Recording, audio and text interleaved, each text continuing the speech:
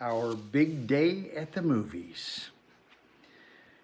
It was during the Depression, and the Saturday matinee was for children, and we stood in long lines a good hour before the theater even opened.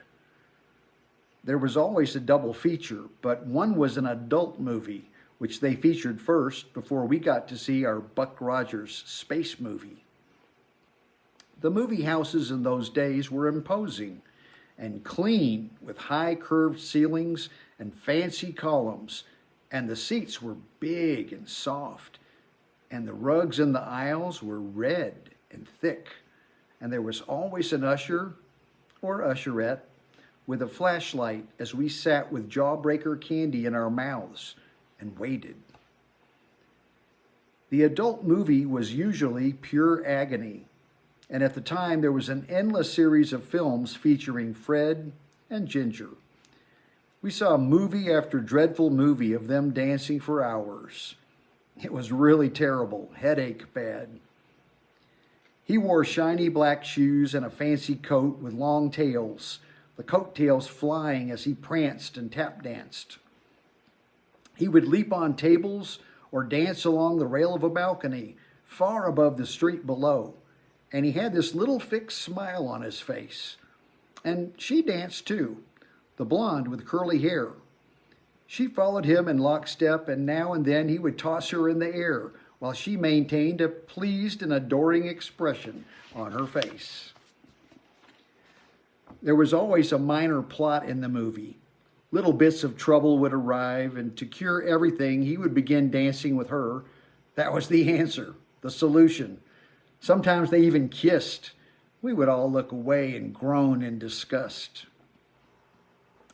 He was somebody to despise, with his sunken little face and thinning hair and weak chin and sharp nose.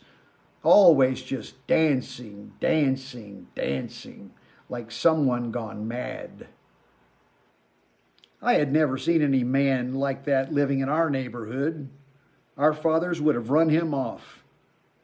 The lady wasn't so bad. She was kind of pretty, but stupid to fall for a fellow like that. Sometimes those movies got so bad that just for relief, a couple of the boys would get into a fight, but the ushers always quickly stopped it. Yes, it was agony watching those dancers, especially when they kissed. But it would finally end, and then there was a cartoon. Popeye. He'd eat a can of spinach and punch out some big ugly guy. The ugly guy looked more like our fathers than the dancing freak did.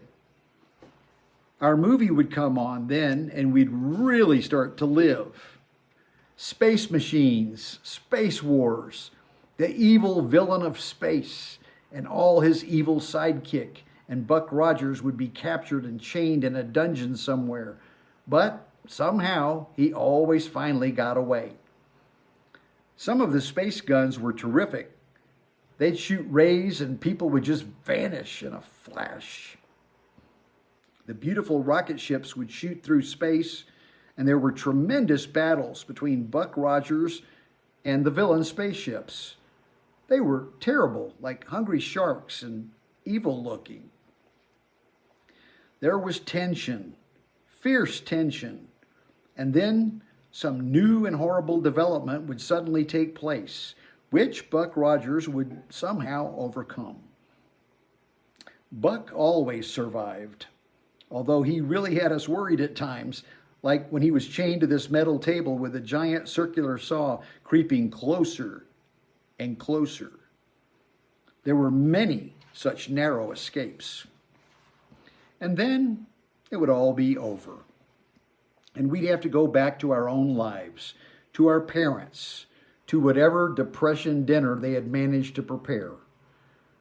But during those Saturday evenings after the movies, we all felt somehow different. Strange, a little unreal. Watching our parents eat and converse, our parents, those people that had never experienced anything exciting or real, who seemed hardly alive. They were almost as boring as that kissing dancer with his flying coattails, but not quite. Nothing could ever be as bad as that.